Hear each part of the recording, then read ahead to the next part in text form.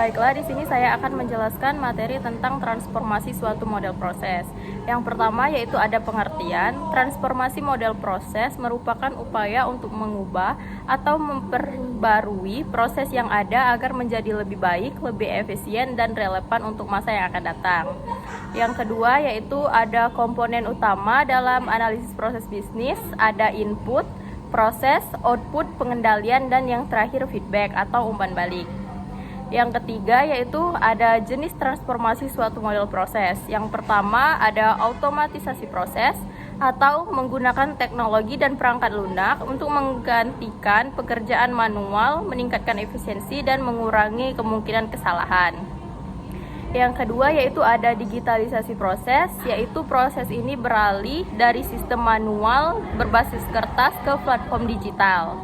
Yang ketiga ada pengurangan proses atau yang disebut dengan langkah-langkah yang tidak diperlukan dalam proses dapat kita kurangi.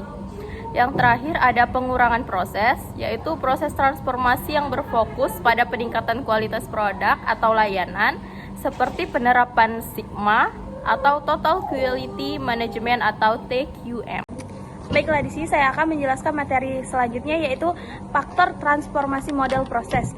Nah, tujuannya ini ada 5.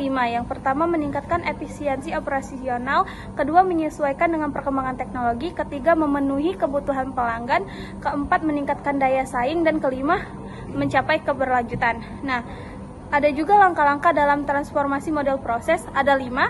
Yang pertama analisis proses yang ada, kedua menetapkan tujuan transformasi, ketiga desain proses yang baru, keempat implementasi proses baru, dan kelima monitoring dan evaluasi. Ada pula faktor pendukung. Yang pertama, komitmen manajemen kepemimpinan yang kuat untuk mendorong perubahan. Kedua, teknologi inovatif, adopsi teknologi baru untuk mendukung transformasi. Nah, yang ketiga, sumber daya memadai, ketersediaan anggaran, tenaga kerja, dan infrastruktur. Dan yang terakhir itu adalah budaya organisasi pusat. Baiklah, untuk lanjut ke materi selanjutnya yaitu faktor penghambat, yaitu ada 4. Pertama, registrasi perubahan, kedua, keterbatasan anggaran, ketiga, kurangnya keahlian, lalu keempat, kompleksitas keahlian. Lanjut ke contoh transformasi model proses. Yang pertama, industri manufaktur. Di industri manufaktur ini banyak perusahaan yang melakukan transportasi dengan menerapkan lean manufacturing atau Six Sigma untuk mengurangi pemborosan dan meningkatkan kualitas produk. Lalu kedua, perbankan dan keuangan.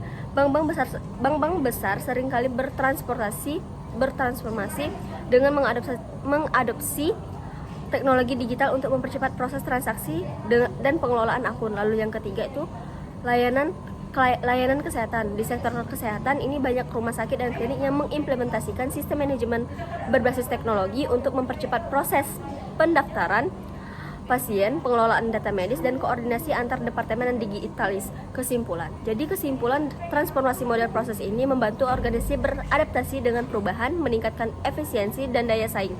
Tantangan seperti resistensi dan gangguan dapat diatasi dengan komitmen, teknologi yang tepat, dan manajemen perubahan.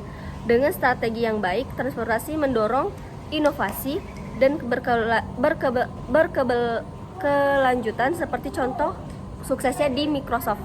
Oke, sekian dari kelompok kami. Terima kasih.